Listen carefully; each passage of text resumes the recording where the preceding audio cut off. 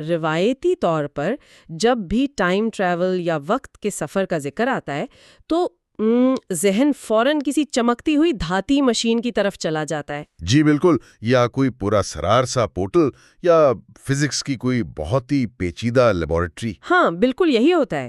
دہائیوں سے science fiction نے دراصل یہی خاکہ پیش کیا ہے کہ اگر ماضی میں جا کر کسی تاریخی واقعے کو دیکھنا ہو یا مستقبل کی کوئی جھلک پانا ہو تو اس کے لیے زمان و مکان کے طبعی قوانین کو توڑنا پڑے گا۔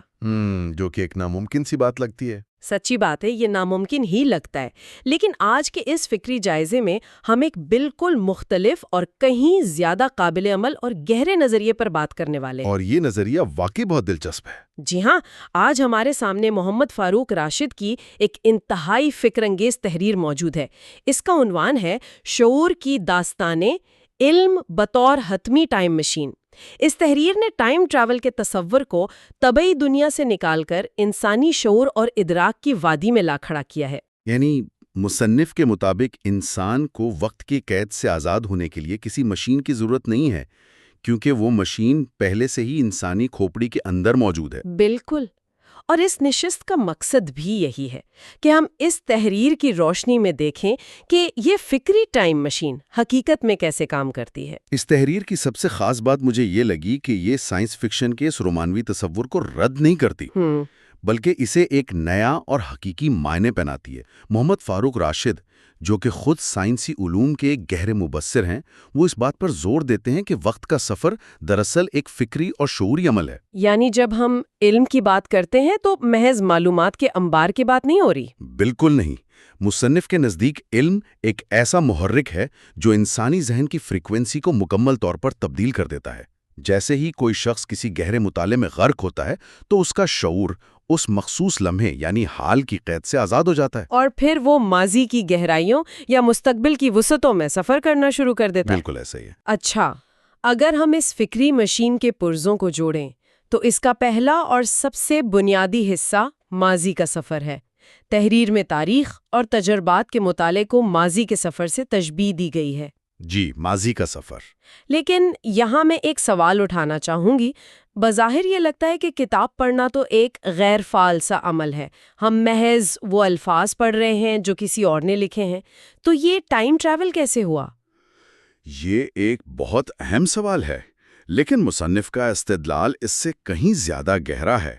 جب کوئی ابن سینا کی القانون فی الطب یا البیرونی کی کتاب الہند کا مطالعہ کرتا ہے تو وہ صرف تاریخ نہیں پڑھ رہا ہوتا، صحیح، بلکہ وہ دراصل اس مخصوص دور کے سب سے شاندار دماغوں کے ساتھ ہم آہنگ ہو رہا ہوتا ہے۔ مطلب ایک طرح سے ہم صدیوں پرانے شعور کو اپنے آج کے ذہن میں ڈاؤن لوڈ کر رہے ہوتے ہیں۔ یہ بہت زبردست بات کہی، بالکل ایسا ہی ہے۔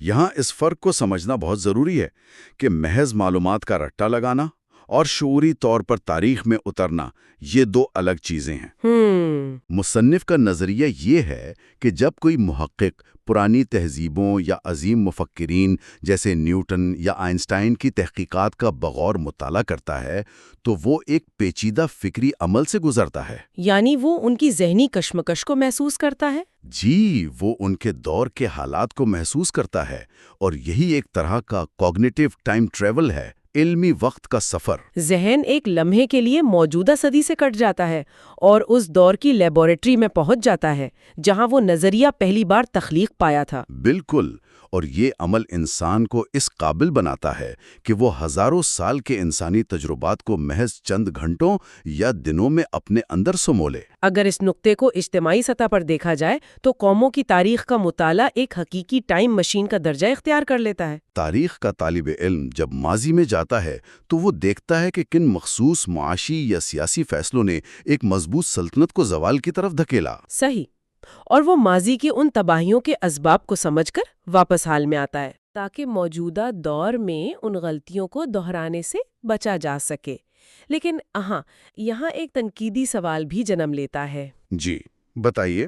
کیا ہم واقعی ماضی سے کچھ سیکھتے ہیں یا یہ شعوری ٹائم ٹریول صرف ایک فکری عیاشی بن کر رہ جاتا ہے؟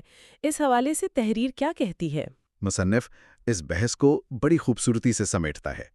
اس کے نزدیک ماضی کا سفر اسی وقت کامیاب ٹائم ٹریول کہلاتا ہے جب اس سے حاصل ہونے والی حکمت کو حال کے کینوس پر لاگو کیا جائے۔ مطلب اگر کوئی شخص صرف ماضی کی داستانوں میں کھویا رہے تو کیا ہوگا؟ تو وہ ٹائم ٹریولر نہیں ہے، بلکہ وہ تو ماضی کا قیدی ہے۔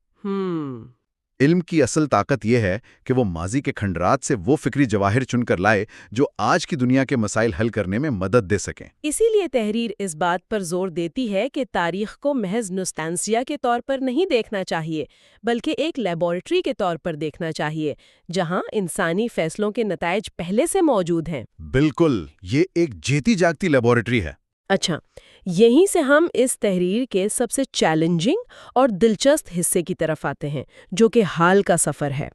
ماضی میں جانا تو سمجھ آتا ہے کیونکہ واقعات ہو چکے ہیں، کتابیں موجود ہیں، مستقبل کا سفر بھی ایک طرح کی پیشین گوئی ہے۔ صحیح۔ لیکن حال کے اندر رہتے ہوئے وقت کا سفر کیسے ممکن ہے؟ ہم تو پہلے ہی حال کا حصہ ہیں، اس میں تو ہم ہر وقت موجود رہتے ہیں۔ یہ بظاہر ایک عجیب بات لگتی ہے۔ ظاہر ہے یہ تھوڑا سا عجیب لگتا ہے، مگر فاروق راشد کی تحریر کے مطابق حال کو صرف سرسری نگاہ سے دیکھنا اور اس کا گہرائی سے ادراک کرنا، یہ دونوں مختلف جہتیں ہیں۔ یعنی مشاہدے کی گہرائی۔ جی، جب کوئی شخص اپنے ارد گرد کے حالات، معاشرتی رویوں اور سائنسی مظاہر کا گہرائی سے مشاہدہ کرتا ہے تو وہ دراصل حال کی تہہ میں اتر رہا ہوتا ہے۔ اس تصور کو سمجھنے کے لیے ہمیں ادراک یعنی پرسیپشن اور وقت کے تعلق کو دیکھنا ہوگا۔ وہ کیسے؟ عام انسان کے لیے وقت بس ایک سیدھی لکیر کی طرح گزر رہا ہے، گھڑی کی سوئیاں ٹک ٹک کر رہی ہیں اور وہ بس دن گزار رہا ہے۔ لیکن جب ایک سائنسدان کسی پیچیدہ مسئلے پر تحقیق کرتا ہے تو اس کے لیے وقت کی رفتار بدل جاتی ہے۔ کیا نفسیات میں اسے فلو سٹیٹ نہیں کہا جاتا؟ بالکل، فلو سٹیٹ ہی کہا جاتا ہے۔ مصنف کا اشارہ اسی کیفیت کی طرف ہے جہاں انسان حال کی اتنی گہرائی میں چلا جاتا ہے کہ وہ ان پوشیدہ پیٹرنز کو دیکھ لیتا ہے جو عام آنکھ سے اوجھل ہوتے ہیں۔ یعنی وہ سطحی حقیقت کو چیر کر اس کے اندر چھپے ہوئے میکانزم کو دیکھ لیتا ہے۔ تحریر میں ایک مثال بھی ہے کہ جب ہم کسی قطرے کو گرتے ہوئے دیکھتے ہیں تو وہ محض ایک واقعہ ہوتا ہے۔ جی، ایک عام سا واقعہ۔ لیکن جب ایک محقق اس گرتے ہوئے قطرے میں کشش ثقل، ہوا کی مزاحمت اور مائع کی کثافت کا حساب لگاتا ہے تو وہ دراصل اس ایک لمحے کو کئی حصوں میں تقسیم کر رہا ہوتا ہے اور اس کا فکری پوسٹ مارٹم کر رہا ہوتا ہے۔ یہ تو واقعی حال کے اندر ایک سفر ہے۔ بالکل، اور تحریر کے مطابق یہی وہ تنقیدی فکر ہے جو کسی بھی انسان کو اس قابل بناتی ہے کہ وہ موجودہ عوامل کو دیکھ کر آنے والے وقت کے اثرات کا حساب لگا سکے۔ اور اسی بنیاد پر یہ کہا جا سکتا ہے کہ حال کا یہ گہرا مشاہدہ ہی دراصل مستقبل کے سفر کی پہلی سیڑھی ہے۔ جو شخص اپنے حال کو پوری طرح ڈی کوڈ نہیں کر سکتا، وہ کبھی مستقبل کی درست پیشین گوئی نہیں کر سکتا۔ مصنف کے دلائل سے یہ بات بڑی واضح ہوتی ہے کہ جب کوئی محقق حال کا جائزہ لے کر ایک نتیجہ اخذ کرتا ہے تو وہ دراصل ایک ایسا پل تعمیر کر رہا ہوتا ہے جو سیدھا مستقبل کی طرف جاتا ہے۔ بالکل، وہ حالات کی رفتار کا اندازہ لگا لیتا ہے، اور یہی وہ مقام ہے جہاں حال کی گہرائی مستقبل کی اڑان میں تبدیل ہو جاتی ہے۔ اور اگر ہم مستقبل کی اڑان کی بات کریں تو تخیل اور تخلیقی سوچ کی طاقت سے بڑا کوئی ٹائم انجن نہیں۔ یقیناً۔ ہم اکثر دیکھتے ہیں کہ آج کی سائنسی حقیقتیں کل کے محض خیالات تھے۔ تحریر میں واضح کیا گیا ہے کہ ہوا میں پرواز، خلا کی تسخیر اور خاص طور پر آج کے دور کی سب سے بڑی بحث آرٹیفیشل انٹیلیجنس، جی، مصنوعی ذہانت، یہ سب کچھ عشروں پہلے محض سائنس فکشن سمجھے جاتے تھے۔ لیکن مجھے لگتا ہے کہ مصنف یہاں صرف یہ نہیں کہہ رہا کہ بس خواب دیکھا اور وہ سچ ہو گیا۔ نہیں، بالکل ایسا نہیں ہے۔ بلکہ نقطہ یہ ہے کہ وہ سائنسدان جن کے ذہنوں میں یہ خیالات آئے وہ شعوری طور پر موجود تھے۔ انہوں نے اپنے علم اور تخلیقی سوچ کی بنیاد پر مستقبل کا ایک ماڈل تیار کیا۔ جی، اور پھر وقت کو اس ماڈل تک پہنچنے پر مجبور کر دیا۔ اس حوالے سے ایک اور اہم بات یہ ہے کہ تخلیقی سوچ کو صرف ایک بے ترتیب خواب سمجھنا بہت بڑی غلطی ہوگی۔ جب کوئی مفکر نیا نظریہ پیش کرتا ہے تو وہ ہوا میں تیر نہیں چلا رہا ہوتا۔ تو وہ کیا کر رہا ہوتا ہے؟ وہ اپنے ماضی کے علم اور حال کے مشاہدے کو ملا کر ایک منطقی خاکہ بناتا ہے کہ آنے والے 50 سال میں انسانیت کہاں کھڑی ہوگی۔ صحیح۔ جب وہ یہ خاکہ بناتا ہے تو اس کا ذہن عارضی طور پر مستقبل میں مقیم ہو جاتا ہے، وہ وہاں کے مسائل دیکھتا ہے، ان کے حل سوچتا ہے اور پھر اس علم کو واپس حال میں لا کر عملی جامہ پہناتا ہے۔ آرٹیفیشل انٹیلیجنس کا ارتقاء تو اس کی بہت بڑی مثال ہے۔ بالکل۔ جن لوگوں نے سب سے پہلے مشینوں کے سوچنے کا تصور پیش کیا، وہ اپنے شعور میں آج کے دور کا سفر کر چکے تھے۔ بالکل کر چکے تھے۔ یہ کتنی حیرت انگیز حقیقت ہے کہ ایک موجد کا ذہن باقی انسانیت سے کئی دہائیاں آگے سفر کر رہا ہوتا ہے۔ جی ہاں۔ جب کوئی کہتا ہے کہ اس نے ایک انوکھا آئیڈیا سوچا ہے، تو دراصل اس کے ادراک کی ٹائم مشین نے مستقبل سے کوئی شے دریافت کر لی ہوتی ہے۔ لیکن اچھا، اس تحریر کا کینوس صرف مادی دنیا یا لیبارٹوریوں اور سائنسی فارمولوں تک محدود نہیں ہے۔ جی، اس کا ایک اور پہلو بھی ہے۔ شعور کی یہ داستان ہمیں ایک اور جانب لے جاتی ہے، اور وہ ہے انسان کا اپنا اندرونی اور روحانی سفر۔ بظاہر طبعی اور سائنسی گفتگو کے بیچ میں روحانیت کا ذکر تھوڑا عجیب لگ سکتا ہے، لیکن اگر غور کیا جائے تو انسانی ذات کا کھوج بھی تو زمان و مکان کا ہی ایک سفر ہے۔ بالکل۔ در حقیقت اندرونی سفر کے بغیر شعور کا یہ خاکہ ادھورا رہتا ہے۔ مصنف کا موقف یہ ہے کہ انسان کا اصل اور سب سے کٹھن سفر کائنات کی وسعتوں میں نہیں بلکہ اپنے ہی وجود کی گہرائیوں میں ہوتا ہے۔ دنیا کے بڑے مفکرین ہمیشہ اس بات پر زور دیتے آئے ہیں کہ باہر کی دنیا کو جاننے سے پہلے خود کو جاننا ضروری ہے۔ بالکل۔ اور جب کوئی شخص اپنی ذات کا محاسبہ کرتا ہے تو وہ کیا کر رہا ہوتا ہے؟ وہ دراصل اپنی زندگی کی ٹائم لائن پر پیچھے جاتا ہے، ان لمحات کو دوبارہ جیتا ہے جہاں اس سے غلطیاں ہوئیں۔ جی، ان اعمال کے محرکات کو سمجھتا ہے اور پھر اس تجزیے کی روشنی میں اپنی شخصیت کی خامیوں کو دور کرتا ہے۔ تو گویا یہ اپنے ہی ماضی میں جا کر اپنی اخلاقی اور روحانی حالت کو تبدیل کرنے کا عمل ہے۔ ہم روزمرہ زندگی میں اکثر اپنے کسی پرانے رویے پر پچھتاتے ہیں اور طے کرتے ہیں کہ آئندہ ایسا نہیں کریں گے۔ صحیح۔ تحریر کی روشنی میں یہ صرف ایک خیال نہیں ہے، بلکہ یہ ایک مکمل روحانی ٹائم ٹریول ہے۔ بالکل روحانی ٹائم ٹریول ہے، جہاں ماضی کی ایک غلطی کو بنیاد بنا کر حال کو بہتر کیا جاتا ہے اور مستقبل کے لیے ایک زیادہ تعمیری راستہ چن لیا جاتا ہے۔ اور یہ اخلاقی ارتقاء اس فکری ٹائم مشین کا وہ حصہ ہے جو انسان کو محض ایک ذہین جانور کے درجے سے اٹھا کر ایک باشعور اور با اخلاق وجود میں تبدیل کرتا ہے۔ یہی وہ مقام آتا ہے